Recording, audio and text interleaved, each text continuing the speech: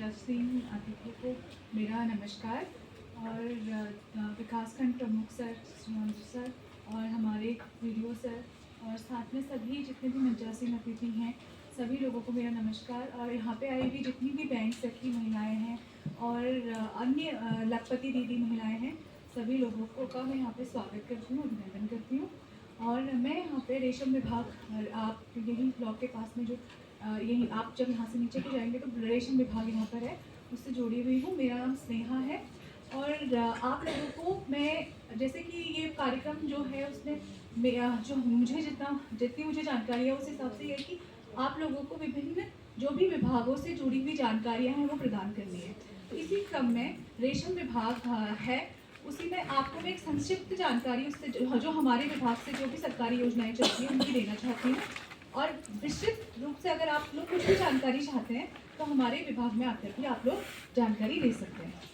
तो इसी क्रम में तो सबसे पहले जो यहाँ पे गरुड़ क्षेत्र में, वैसे तो रेशम जो होता है वो 4 प्रकार का होता है, लेकिन जो गरुड़ क्षेत्र के लिए जो उपयुक्त वातावरण है वो है शहतूत रेशम का।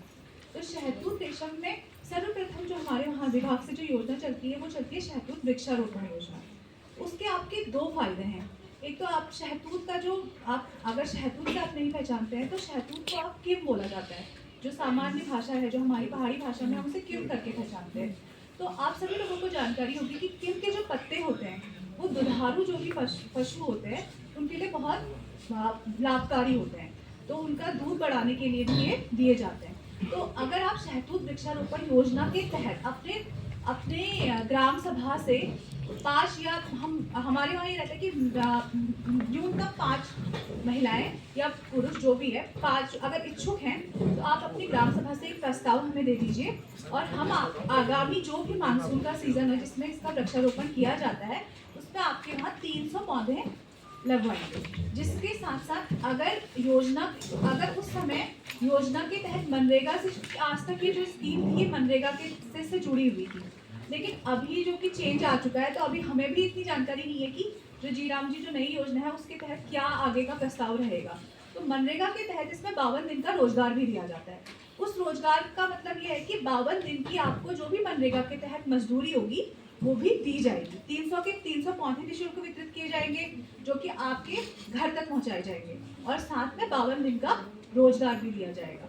उसमें यह है कि आपको पेड़ों की निराई करनी है, गुड़ाई करनी है, गड्ढा बनाना है, गोबर डालना है। तो आपको एक कहीं ना कहीं इसका 2 फायदे हैं। एक तो ये कि जो आपका जो शहतूत के जब आप पेड़ लगाएंगे तो उससे जो पत्ता मिलेगा वो आप अपनी गाय भैंस जो भी आपके दुधारू बकरी जो भी है उनको आप खिला सकते हो। तो उससे कहीं ना कहीं आपकी आय में वृद्धि ही होगी, कहीं चारे के लिए आपको इधर उधर नहीं जाना पड़ेगा। और साथ ही साथ जो मुख्य रूप से जो हमारा जो मुख्य जो कंसर्न रहता है वो रहता है कि रेशम के लिए। तो रेशम, आप जहाँ तक आप सभी लोगों को जानकारी होगी कि रेशम क्या रहता है। रेशम एक प्रकार का एक धागा आप समझ लीजिए, जिसकी अगर हम लोग एक रेशम के बारे में एक कहावत है कि जो रेशम बनाता है वो उसे पहन नहीं पाता है। ऐसा क्यों कहा जाता है? क्योंकि इसकी कीमत इतनी ज़्यादा होती है कि एक सामान्य व्यक्ति इसको पहनने की नहीं सोच पाता है। तो इसीलिए इस कीमत ज़्यादा है। तो आप अगर ये रेशम को आप उगाना चाहते हैं, उगाना मतलब हम ये ऐसा नहीं कि खेत में उगाए, ये कीड़ा होता है जिसको आप पालते हैं, उसका एक जीवन चक्र रहता है लगभग 30 दिन का। वो 30 दिन की जब उसका जीवन चक्र पूरा हो जाता है तो उस समय वो एक अगर आप लोगों ने देखा भी होगा, जहाँ तक एक प्यूपा बोला जाता है उसको, हम एक बोलते हैं कोकून टाइप का बनाता है। वो कोकून जब उबाल के उससे एक धागा निकलता है, उससे वो रेशम की जो भी जैसे हम तो सिर्फ एक कपड़ा पहचानते हैं ना कि हम एक रेशम, उसके अलावा भी बहुत सारी चीज़ें रेशम की बनती है। तो अगर आप लोग चाहते हैं कि रेशम का उत्पादन किया जाए, रेशम का उत्पादन मतलब रेशम कीट को पालना पड़ेगा आपको, उसके लिए तो उसके लिए भी आप लोग हमारे विभाग से जुड़ सकते हैं। और कहीं ना कहीं मैं ये तो नहीं कहूँगी कि आपको लखपति बना देगा, लेकिन मैं ये कहूँगी कि आपको लखपति बनाने में एक ये मदद करेगा।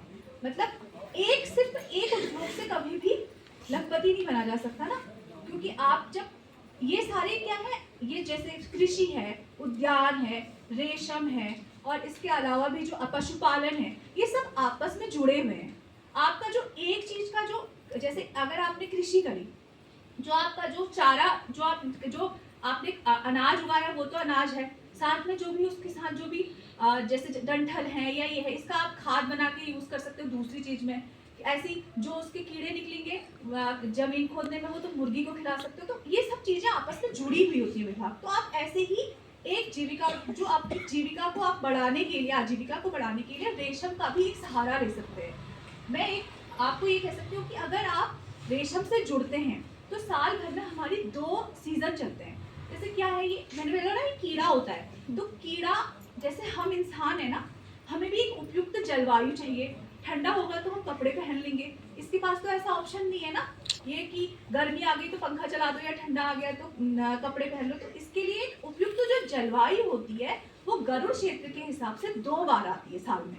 एक होती है अप्रैल की फसल और एक होती है सितंबर की फसल। तो 2 साल में अगर आप 2 फसलें भी इसकी लेते हैं जो इस क्षेत्र में चल रही हैं, तो आप लगभग मैं एक बहुत बड़ा आंकड़ा न कहते हुए ये कह सकती हूँ कि आप 7-8 हज़ार रुपये कम से कम एक सीजन में कमा सकते हैं, जिसमें विभाग आपकी पूरी मदद करेगा। ये जो मैंने आपको बताया कि 30 दिन का एक बार में, जैसे फसल चक्र होते हैं ना कि 2 महीने की फसल या 3 महीने की फसल गेहूं की एक मान लो, एक मोटा मोटा, तो ऐसी इसकी फसल एक ही महीने की होती है। एक महीने में भी 10 दिन विभाग आपको कीड़े पाल के देता है और 20 से 25 दिन आपको अपने घर में आप कीड़े पालते हैं, जिसकी आपको प्रॉपर जो भी प्रशिक्षण, जैसे आप लोग यहाँ पे प्रशिक्षण ले रहे हैं ना, वैसे ही हम भी आपको प्रशिक्षण देते हैं कि कैसे आपने ये रेशम के कीड़े को पालना है। और साथ ही साथ जो भी इससे जुड़े हुए अनुदान हैं, जैसे कि अभी हमारे जो गरुड़ क्षेत्र में एक क्लस्टर चल रहा है, इसको बोला जाता है सिल्क समग्र। सिल्क समग्र के तहत हमारे पास 75 किसान इस विकास खंड में सिल्क समग्र के तहत जुड़े हुए हैं।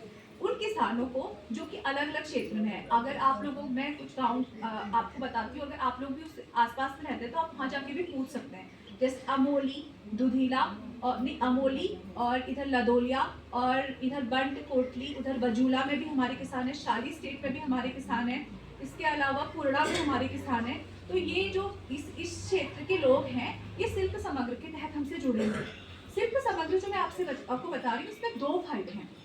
एक तो ये है कि आप सबसे जो बड़ा फायदा है वो ये है कि सभी चीजें निःशुल्क हैं। पेड़ लगाने को तो मैंने आपको बता दिया कि आप ग्राम सभा से हमें प्रस्ताव दीजिए, तो पेड़ भी आपके निःशुल्क लगेंगे। तो उसके बाद लगभग 2 साल का जब ये पौधा हो जाता है, 2 से 3 साल का, तो आपके पास अगर 300 पौधे हैं और 300 में से जीवित पौधे लगभग 200 भी हैं, तो उन 200 पौधों से आप इतना पाल सकते हैं कीड़ा कि जितना हम आपको देते हैं। अब मैं टेक्निकल टर्म तो यहाँ पे नहीं बताऊंगी कि मतलब जितना हम आपको कीड़ा देंगे वो आप 200 पौधों से आराम से पाल सकते हैं, इतना कीड़ा। अब उसके लिए क्या है, जो मैं सिल्क समग्र बता रही हूँ ना, जो दूसरी योजना हमारे वहाँ चल रही है, इस समय प्रेजेंट में चल रही है, उसमें क्या है कि आपको कीट पालन कक्ष बनाने के लिए 90,000 रुपए का अनुदान दिया जाता है। 90,000 रुपए का अनुदान दिया जाता है। उसमें आपको 12x15 का एक कमरा बनाना होता है, जिसको आप साल में 2 बार कीड़े पालने के लिए प्रयोग में लेंगे, बाकी समय आप उसको अपने प्रयोग में भी ले सकते हैं, क्योंकि इसमें साफ सफाई बहुत जरूरी है। तो जिस समय 2 बार आप लोग, उस समय ये कीड़ों पालने के लिए ही छोड़ना चाहिए आपको ये कमरा।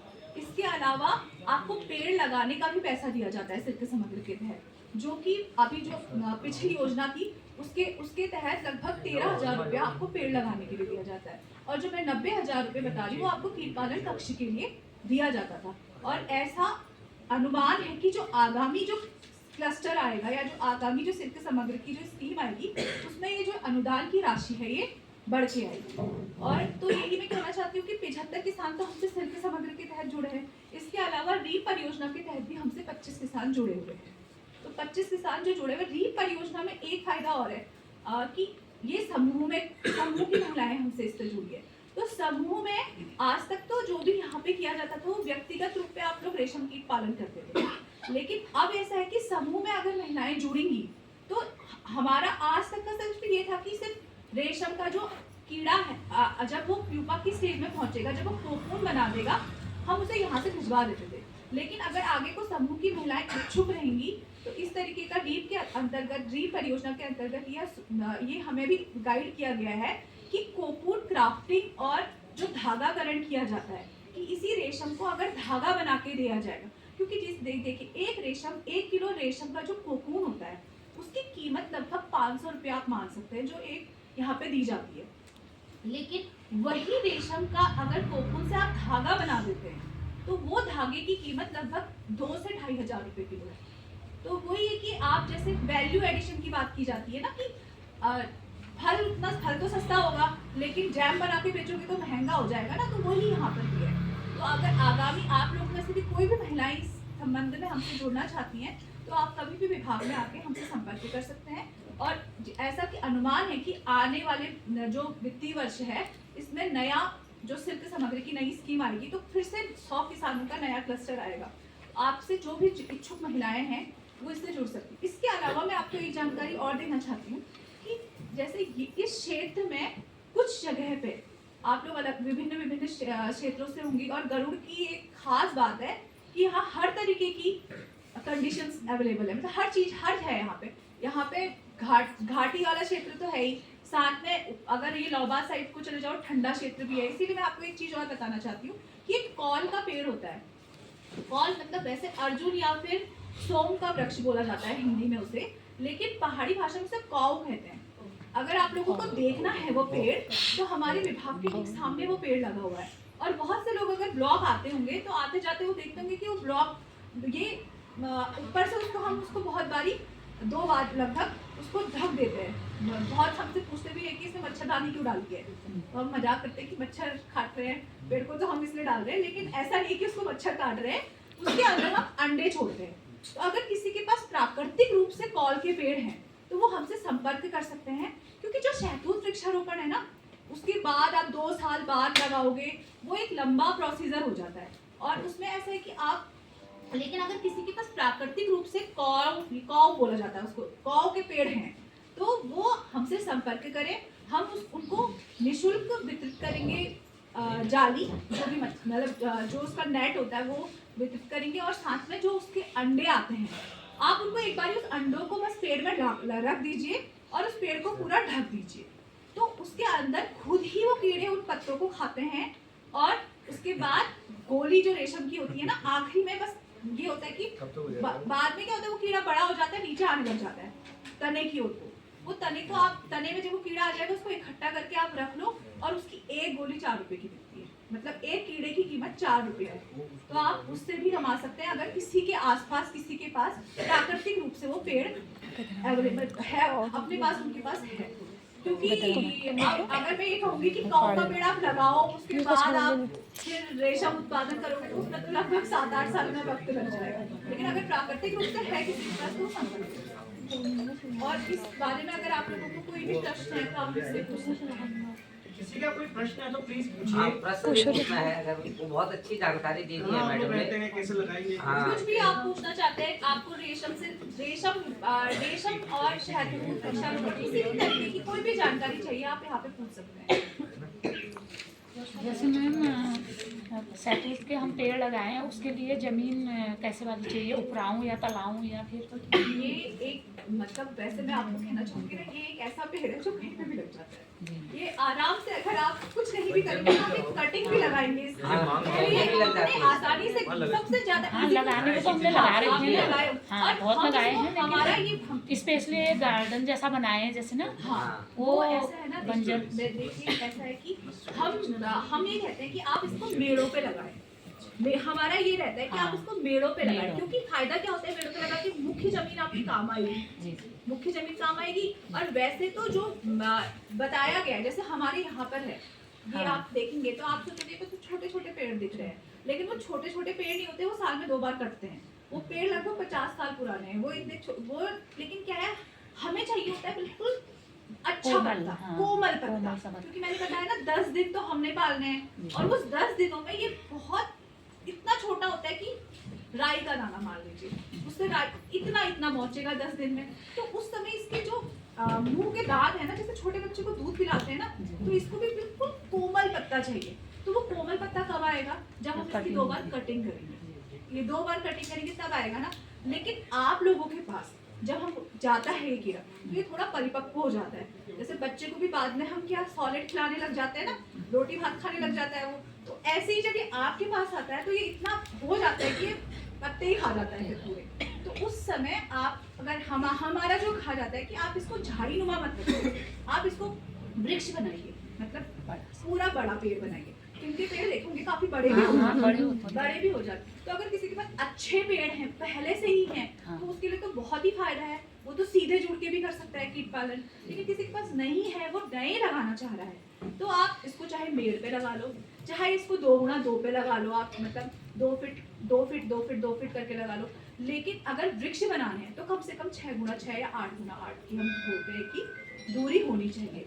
और 1x1 का जो विभागीय जो गाइडलाइन है मैं वो आपको बताऊंगी। आपने पूछा कैसे लगाना है, तो 1x1 फीट का आप गड्ढा खोदिए, उसको छोड़ दीजिए 1 हफ्ते के लिए। उसमें दीमक रोधी दवाई भी हमारी तरफ से ली जाती है, वो दीमक रोधी दवाई डाल के और गोबर डाल के, लगभग 5 किलो गोबर एक गड्ढे में डाल के, जिस समय आपको हम वृक्ष देने वाले होंगे हम आपको पहले ही सूचित कर देंगे। तो उससे पहले 1 हफ्ता पहले आपने ये कार्यक्रम करके रखना है। और उसके बाद जैसे ही पेड़ आपको दिए जाएंगे उसमें पेड़ लगाइए, जिस तरीके से पेड़ लगाया जाता है बंद करिए गड्ढे को, और उसके बाद जो भी नियमित सिंचाई है उस समय के लिए बंद करिए। तो ऐसे ही आप पेड़ लगा सकते हैं। और अगर पेड़ लगाने हैं तो थोड़ी दूरी पे लगाइए, और अगर झाड़ी नुमा प्लांटेशन करना है जैसा यहाँ पे है तो वो 2x2 पे। और किसी का कोई प्रश्न?